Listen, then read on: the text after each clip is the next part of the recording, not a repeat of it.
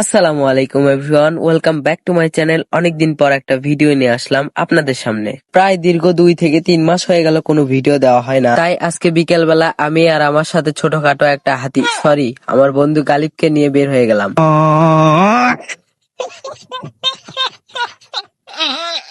তো যাই হোক গাইস, একটু একটু দুষ্টমি করলাম। ও কিন্তু আমার খুবই ভালো একটা বন্ধু, আর আমরা সবসময় প্রায় একসাথেই থাকি। আমরা দুইজনে হাঁটতে হাঁটতে অলরেডি চলে আসছি আমাদের এলাকার একটা স্কুল মাঠে। আর আমার লাইফের যে ফার্স্ট ব্লগ ভিডিও ছিল, এটা ছিল এই স্কুল মাঠে।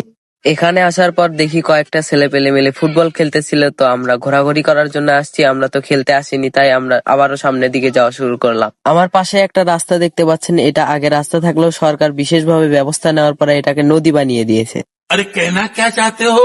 না মানে বলতে চাচ্ছিলাম আর কি, আগে এই রাস্তা দিয়ে তাও সাইকেল চলাচল করা যাইতো, এখন কিন্তু তাও যায় না। এখন চলাচল করার জন্য একটা নৌকার প্রয়োজন। এই নদীটা শুকনো হইলেও কিন্তু এই নদীর ভিতরে মাছ পাবেন অসংখ্য।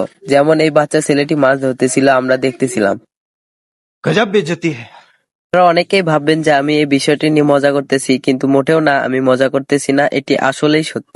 এইদিকে আমার বন্ধু তো বলতেছিল অলরেডি যে জামা কাপড় খুলে ফেলা, আমিও মাছ ধরতে নামবো। ऐसे तो नहीं होता।